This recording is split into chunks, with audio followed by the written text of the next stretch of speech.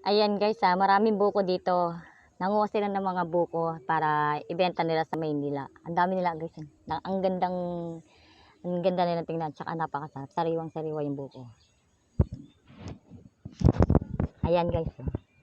Dami niyan guys. Ipapadala nila yan sa Maynila. Nag-harvest sila ng buko. Kumukuha sila ng buko. Ang dami oh. Diba? Daming buko na. Lalaki oh. Mahal na kaya ng buko ngayon sa Maynila. Ang isang piraso nitong buko, kulang-kulang na 50 pesos. Biriin mo.